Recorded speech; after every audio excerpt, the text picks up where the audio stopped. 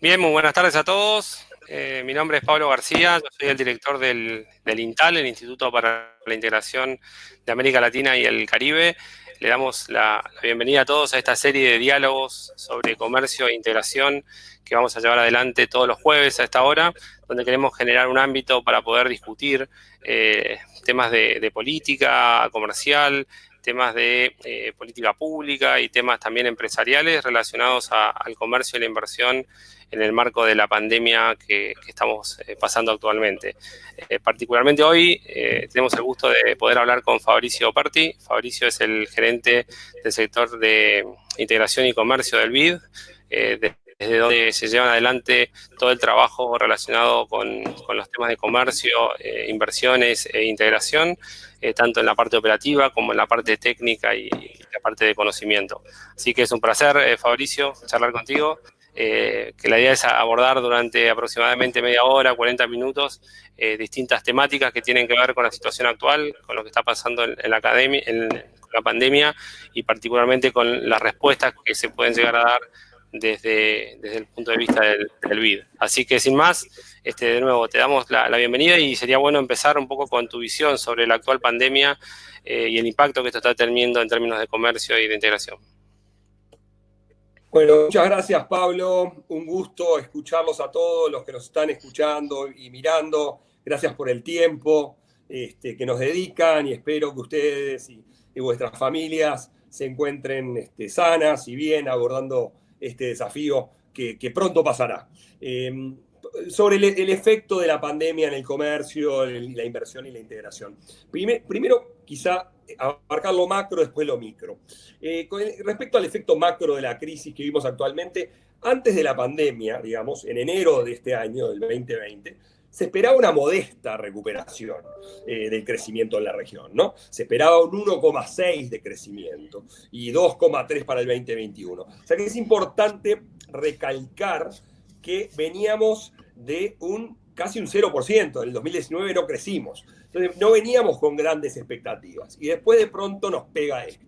Nos pega el COVID y el coronavirus. Y estas estimaciones obviamente han cambiado. Según nuestro reciente informe macroeconómico, el BID acaba de sacar su informe macro, como le decimos, del 2020, la contracción del PIB en la región este año, en el escenario más optimista, sería una contracción del 1,8% y en el escenario más pesimista, 5,5%, en ese caso más extremo. Y en cuanto al comercio, ustedes habrán visto que la OMC, en días pasados, la Organización Mundial de Comercio emitió sus proyecciones al respecto del impacto del virus en los flujos comerciales y se estima que los mismos bajarán, se reducirían entre un 13% y un 32%. Y para la región, en particular para América Latina y el Caribe, entre un 12 y un 31. Para darles una orden de magnitud, en la crisis financiera mundial de la década pasada, del 2009, el comercio bajó un 12,5. O sea que esto es indudablemente más severo.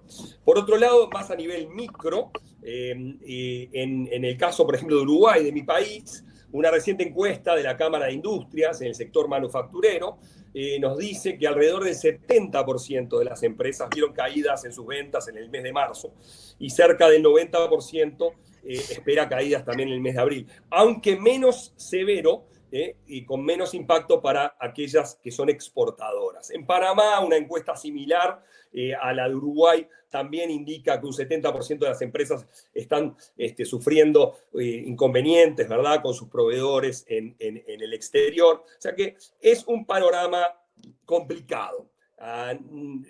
Nosotros, y yo en particular, tiendo a ser un optimista y ver el vaso siempre medio lleno, pero este es un vaso, el del 2020, es un vaso medio vacío, es un vaso bastante vacío. Pero sí lo que vemos es que hay luz al final de este túnel, hay luz al final de este COVID. Según la misma OMC, la economía de América Latina y el Caribe se expandiría en el 2021, el año que viene, ¿verdad? Ya en 10 meses, digamos, en el año que empieza en 9 meses, entre el 4,8 y el 6,5% de crecimiento. O sea, la recuperación puede ser rápida. Esos son los pronósticos. Un artículo reciente de Bene Américas de esta semana, con datos del Fondo Monetario, habla de crecimientos por encima del 5% para el 2021 en países como Perú, como Chile, seguido de cerca por Uruguay también. Entonces, quiero cerrar, Pablo, tu primera pregunta, diciendo que el comercio es clave para el crecimiento económico. Entonces, pongámosle mucha atención al comercio. Nuestro informe de comercio e integración del BID nos indica que la contribución del comercio y de la integración y de la apertura comercial entre el 1990 y el 2010 fue muy importante, explica 30-40% del crecimiento del Producto Per Cápita. Entonces, creemos que de la mano del comercio exterior y de las cadenas clave de suministro vamos a salir de esta crisis, entre muchas otras cosas. Gracias, Fabricio. Ok, entonces está claro que la situación es compleja. Como decías, ves la luz al final del camino. Ahora, yendo un poco a la política comercial, ¿no? Nosotros en el INTAL monitoreamos día a día lo que está pasando con la política comercial en la región, las medidas que están tomando los países, y notamos un proceso paradójico y hasta esquizofrénico, diría, donde vos ves que hay muchos países que están tomando medidas día a día para facilitar las importaciones de instrumentos médicos, de reactivos para los test, etcétera, bajando aranceles, relajando las normas técnicas, etcétera, pero al mismo tiempo están tomando medidas para prohibir las exportaciones de esos productos, ¿no? Entonces, esa ambigüedad que nosotros la reflejamos en las últimas 2 series de un newsletter que es semanal que sacamos, que el que quiere lo puede bajar ahí en la página del banco, del INTAL, pone un poco esta ambigüedad pone un poco el acento sobre la política comercial, ¿no? O sea, ¿cómo estás viendo la política comercial que están llevando a cabo los países y sobre todo los desafíos hacia adelante, ¿no? En el post-pandemia. Sí, Pablo, es muy buena la pregunta y también lo hemos dicho y escrito en algunas piezas últimamente. Nos parece crítico remover las restricciones al comercio internacional. No nos parece adecuado estar poniendo trabas arancelarias, pararancelarias, y vemos que se da esa paradoja. Por ejemplo, 78 gobiernos del mundo graban importaciones de jabón a tasas del 15% o más. 15 países actualmente tienen restricciones no arancelarias a las importaciones de equipo de protección personal, las mascarillas y demás. Y 23 tienen restricciones no arancelarias a los desinfectantes. 110 países del mundo siguen grabando las importaciones de los kits de prueba del COVID. Esto tiene que cambiar. Tiene que cambiar rápido. Esto es proteger para hoy, es pan para hoy, hambre para mañana. Esto va en contrasensus de lo que tenemos que hacer.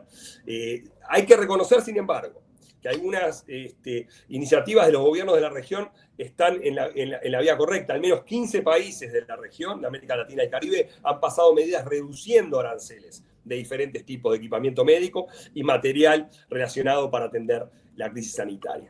El problema también está del lado de la exportación, ¿verdad? Por las medidas restrictivas que muchos países están poniendo justamente a la exportación de los dispositivos y de los insumos médicos. Y eso también es preocupante. En América Latina y Caribe dependemos en un 70%, ¿verdad?, de las importaciones de insumo de equipamiento médico de 3 regiones, de China, Estados Unidos y Europa.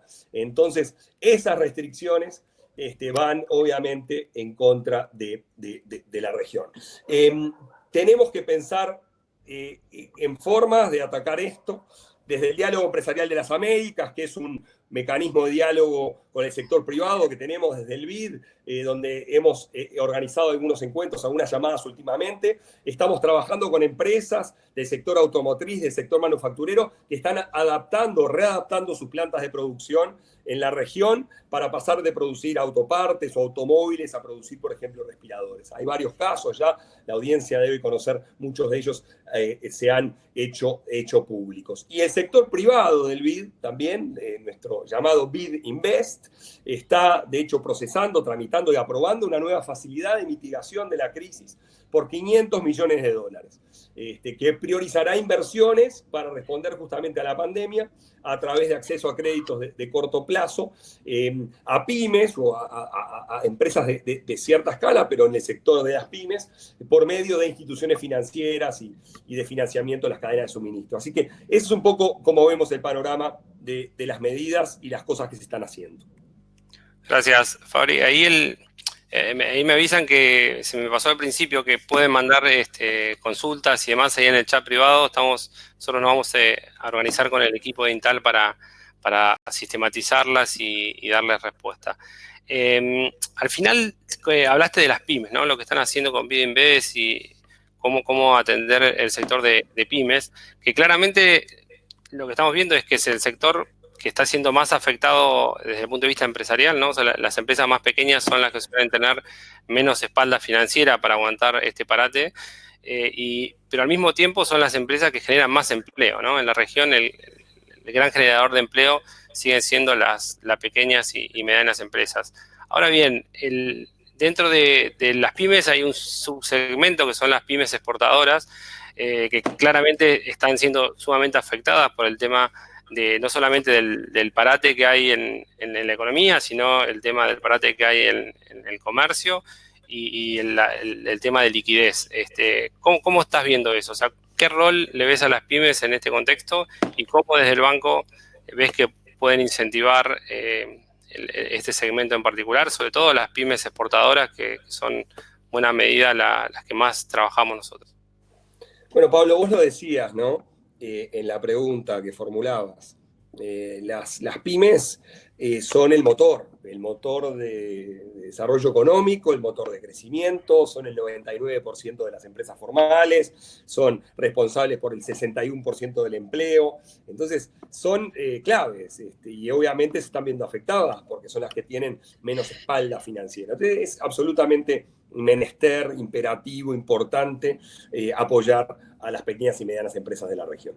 E incluso las exportadoras, aún más, porque nuestros estudios concluyen que las pymes que exportan son más productivas inclusive que las que no exportan. O sea, hay empresas sumamente competitivas en la región, en muchos sectores de bienes y servicios que son pymes y son sumamente productivas, competitivas en los mercados internacionales. Entonces, esa liquidez, sostener esa liquidez es clave.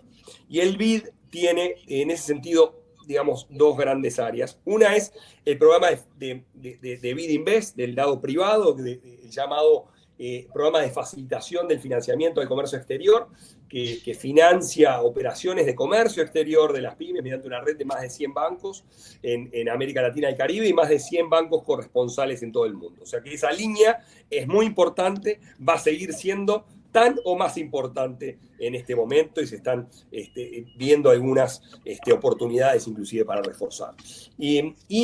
Por otro lado, el banco en la parte, digamos que nosotros llamamos soberana, la parte pública, la parte de apoyo y financiamiento de los gobiernos, ha establecido 4 áreas de intervención particular, lo que hemos denominado prototipos.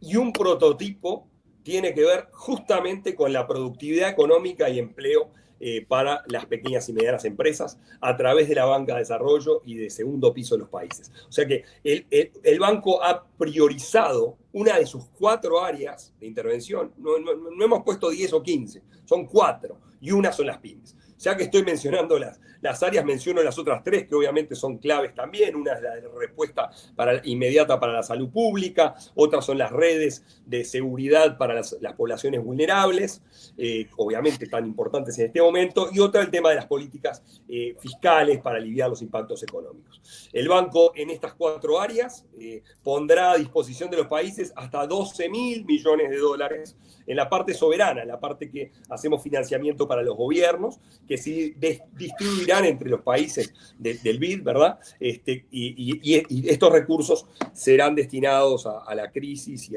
a sus consecuencias y a poder superar sus consecuencias.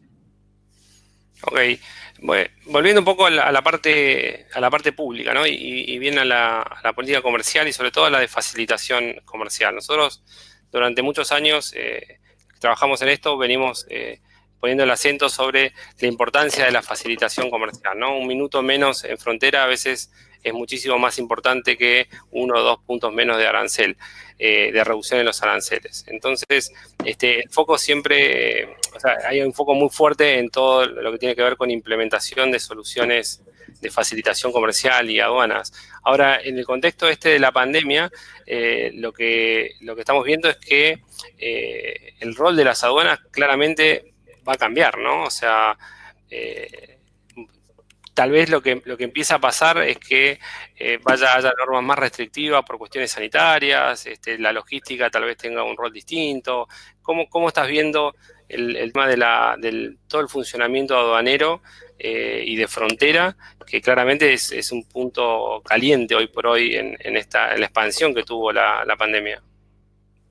Bueno, Pablo, yo creo en primer lugar, ante estas posibles olas proteccionistas, que ya son olas que se están viendo, nosotros tenemos que atacar esto con competitividad logística. Los costos logísticos de la región ya eran altos antes de la pandemia, el doble que el promedio mundial, de hecho, ¿no? 20% del valor de la producción se va en logística, en costos de transporte. Tenemos que ser cada vez más competitivos. Y la logística va a ser logística sanitaria, ¿verdad? Entonces, lo que tenemos que hacer es ser competitivos sanitariamente, hacer diplomacia sanitaria. Eso significa que las aduanas verán, obviamente, tendrán un rol particular, entre otros actores del comercio exterior, los ministerios de salud, obviamente, son claves también en las fronteras, pero las aduanas van a ocupar un papel fundamental para minimizar los riesgos, por ejemplo, de contagio asociados al movimiento de cargas.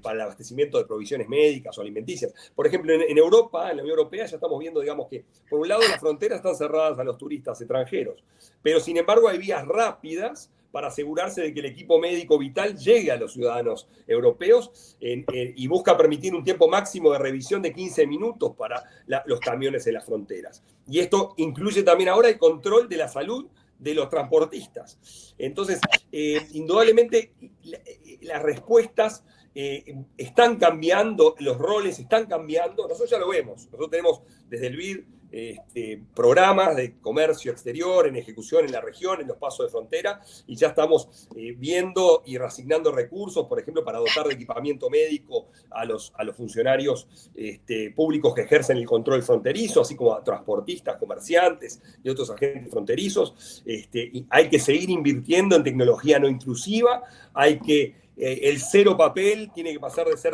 teoría a la práctica. Para eso hay que modificar normativas, reglas, pero la tramitación de documentos de comercio exterior en línea, con las llamadas ventanillas únicas de comercio exterior que tienen los países, eso va a ser cada vez más clave. Y el operador económico autorizado, por ejemplo, que es este programa de empresas exportadoras que están certificadas y tiene una vía más rápida, y bueno, tendrá ese operador a futuro va a estar sanitariamente autorizado. O sea, el tema, nuevamente, el tema sanitario va a ser cada vez más clave y las aduanas ahí cumplen un rol fundamental, al igual que el resto de los agentes de comercio exterior involucrados.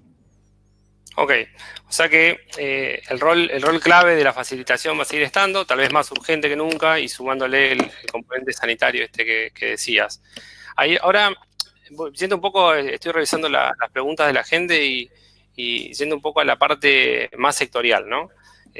Sin duda la pandemia va a tener un impacto enorme, vos lo describiste al principio, tanto en el nivel de actividad como también en una reconfiguración de la manera en que vivimos, en que consumimos, en la manera en que se organizan las cadenas de valor y obviamente en la forma en que exportamos e importamos. Ahora bien, también dentro de este vaso vacío que decías al principio, yo creo que es posible identificar algunos sectores luego de esta reconfiguración que tal vez tengan oportunidades hacia adelante, ¿no? Lo obvio es lo que estamos viendo hoy en el cortísimo plazo, las empresas que producen insumos médicos, barbijos, etcétera, pero también a mediano o largo plazo creo que hay sectores que van a poder tener una nueva ventaja comparativa en el escenario post pandemia. Ahí, por eso quería saber un poco tu visión de eso. Nosotros, como ejemplo, dentro del INTAL desarrollamos un curso sobre comercio electrónico, que ahora está seguido por uno de comercio cross-border y otros más de estrategia digital. Y, por ejemplo, en el primer curso de comercio electrónico tuvimos 21.000 inscriptos, ¿sí? Empresas de toda América Latina, lo cual de alguna manera demuestra la avidez que hay por el canal digital, ¿no? O sea, por tratar de buscar nuevos negocios. Y cuando uno ve la gente dentro del curso, lo que estaba tratando de ver es qué nichos de mercado podía atender en este nuevo escenario. Así que un poco la pregunta va por ahí, ¿no? Y es la pregunta que está haciendo mucha gente en el chat es, bueno, ¿qué sectores estás viendo que tienen potencial luego de la crisis? No, la pregunta es súper importante y es pertinente, y creo que ya uno empieza a ver algunas tendencias. Un sector que vemos donde ha habido una explosión de la demanda es el de alimentos y bebidas. Ya, digamos, la demanda ya ha aumentado. En grandes países como la India, la demanda de alimentos esenciales como el arroz y el trigo experimentaron este mes pasado un aumento del 100%. Entonces, eso, digamos, se está dando, y una región como la nuestra, que alimenta al mundo, que somos granero del mundo y supermercado del mundo, tenemos indudablemente un posicionamiento muy fuerte para ganar. Lo comprobamos, una rueda de negocios que hicimos virtual, Lac Flavors, que duró 10 días los días pasados, en el marco de nuestra iniciativa, de nuestra red empresarial Conecta Américas, donde estaban, digamos, un montón de compradores, casi 100, y acometiendo oportunidades, y vamos a seguir en esa línea. Obviamente, lo sanitario va a ser clave, ¿no? Todos los controles fitosanitarios, isosanitarios y demás van a ser cada vez más importantes, y es un sector donde la región tiene una ventaja competitiva. Justamente, Fabricio, un par de preguntas que nos hacían eran sobre eso, ¿no? Sobre cómo veías el potencial del sector de alimentos y el tema de las barreras no arancelarias que pudieran desarrollarse. Bueno, claramente ahí están los estándares privados, están las barreras no arancelarias, por un lado de los gobiernos, y están los estándares privados como compran las empresas. Nosotros lo venimos pregonando a las pymes de alimentos hace muchos años, y a través de esta rueda de negocio, Lac Flavors, que ya tiene 11 años de existencia. Todo lo que es valor agregado, certificación, alimentos saludables, los nichos, gluten free, comercio justo, todo eso acarrea controles previo, ex ante, en la producción, en la certificación. Entonces todo eso indudablemente se posiciona cada vez más. Hoy hay una preocupación, ¿verdad?, con la salud. Hoy el anticuerpo de este bicho maldito es nuestro cuerpo sano. Lo derrotamos de esa manera. Entonces, todo lo que es alimentación saludable, indudablemente es clave, y bueno, y eso la región entendemos que tiene un posicionamiento. Pero ¿qué pasa lo otro? Lo que vos decías, Pablo, y la verdad que impresionante los números del curso de comercio electrónico que mencionabas. Y es la tecnología, son los servicios digitales. Inclusive hay un puente entre los alimentos y los servicios, que son las plataformas como por ejemplo Rappi, en Colombia, que está en la región, está con el tema de comidas a domicilios, ha explotado eso, los pedidos a domicilios, obviamente por lo que está pasando en Colombia, en otros países de la región donde esta tecnología está disponible. Pero el tema de servicios, de exportación de servicios, uno que sale así, digamos, bien directo de lo que está ocurriendo, esta pandemia, es el de telemedicina, ¿no?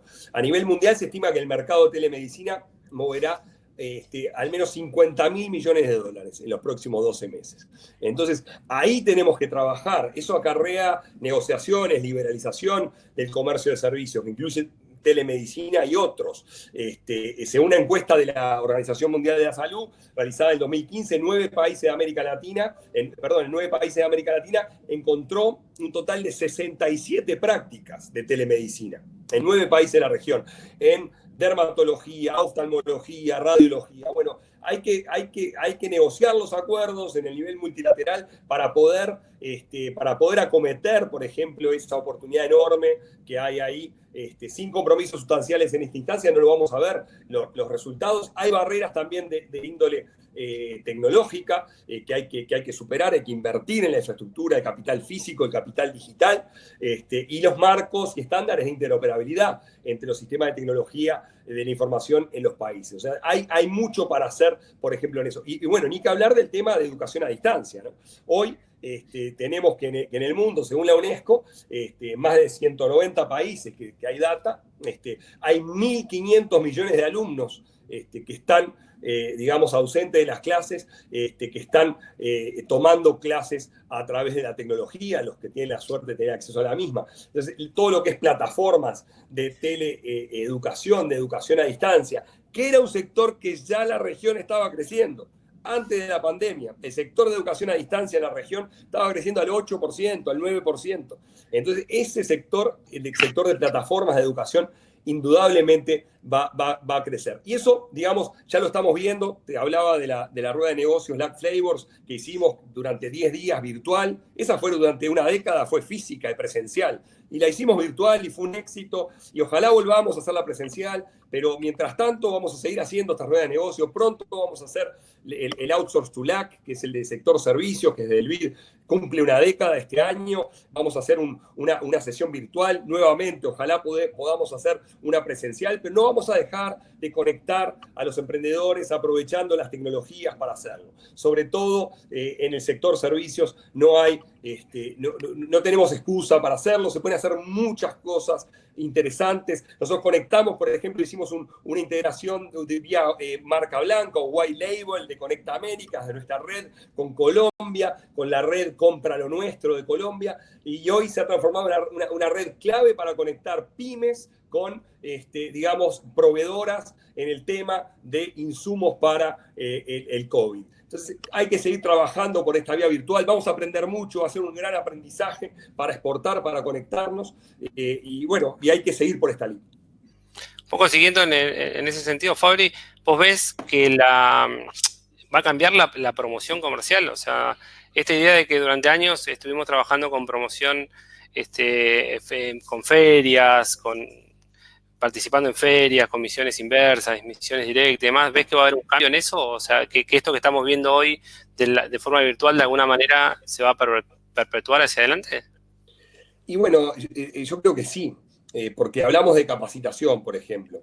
Nosotros en el marco de la promoción, desde el BID hemos apoyado a muchas agencias de promoción en la región para alinear las necesidades de capacitación de las grandes empresas, de los grandes inversores, con en verdad la oferta de recursos humanos. Y hemos establecido esta práctica de finishing schools, donde alineamos esas necesidades, esa oferta y demanda. Y bueno, eso se va a tener que hacer por la vía virtual, y las agencias de promoción de inversiones más innovadoras tendrán que hacer finishing schools virtuales, tendrán que hablar con las empresas para retener empleo, para hacer investment aftercare y retención de la inversión, y poder organizar mega capacitaciones en línea donde los gobiernos sean un gran facilitador de esta capacitación. Eso por dar un ejemplo. Inteligencia artificial para el uso para detectar leads de inversiones en sectores que obviamente podrán mantenerse por un lado y volver a la región como otro. Este tema de la regionalización de las cadenas de valor, acá no queremos hacer pronósticos grandilocuentes,